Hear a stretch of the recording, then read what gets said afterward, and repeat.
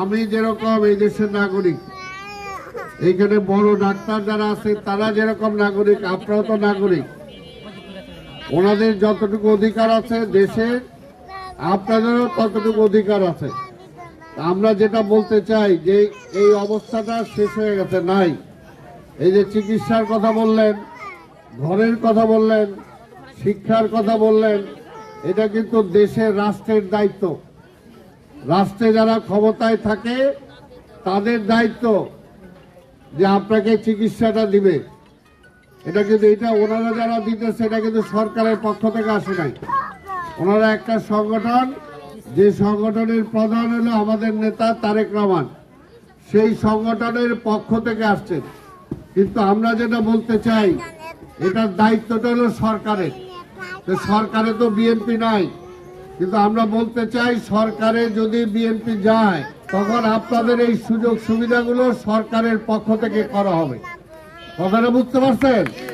সরকারের পক্ষ থেকে এইখানে যাতে একটা ফ্রি ক্লিনিক থাকে, গরিব মা বোনেরা, বাচ্চারা যাতে এখানে ফ্রি ওষুধ পাইতে পারেন, সরকারিভাবে ব্যবস্থা করা হবে। তা আপনারা কি এটা চান? কাজটা কি ভালো না মন্দ?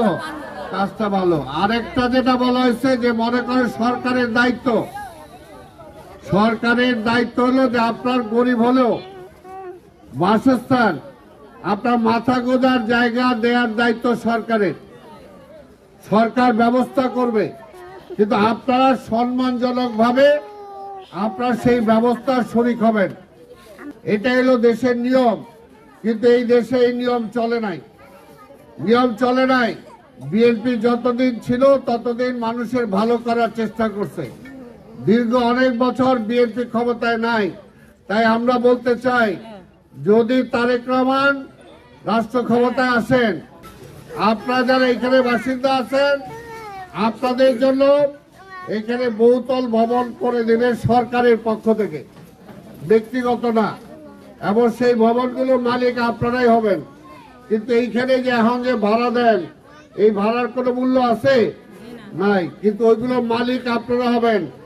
আর ওগুলো এমন ভাবে ব্যবস্থা করা হবে যাতে আপনাদেরকে উচ্ছেদ করতে না পারে, আপনাদের থেকে যাতে কেউ লেখায় নিতে না পারে। এবং আপনি যতদিন থাকবেন, আপনার পরে যে আপনার সন্তানরা আছে তারা সেটা মালিক হবে। এটা বিদেশেও এরকম সিস্টেম আছে।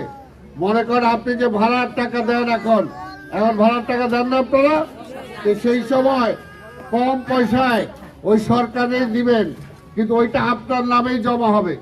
মনে করেন যে একটা এটার দাম মনে করে যে 5 লাখ টাকা ধরা হলো, এই 5টা যেটা হয়তো বাইরে হবে 50 লাখ টাকা, আপনাকে হয়তো 5 লাখ টাকা দিয়ে খালি খরচটা যেটা লাগে তার চেয়েও কম দেওয়া হবে। কিন্তু সেইটা আপনি 20 বছর, 30 বছর, 40 বছরে আপনি 500 টাকা পারেন, 200 টাকা পারেন দিয়ে দিয়ে আপনি এটা মালিক হয়ে যাবে।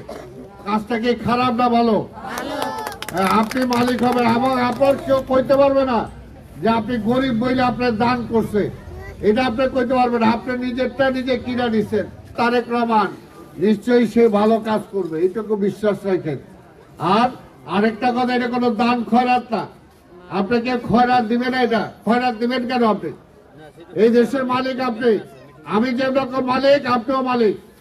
এখানে আপনার অধিকার আছে এই দেশে, কাজে ওই অধিকারের জন্য সরকার দিতে বাধ্য, সরকার দিতে বাধ্য। কিন্তু এখানে ওই যার ক্ষমতা আছে, যার জোর আছে, এই সব খায় ফেলায়।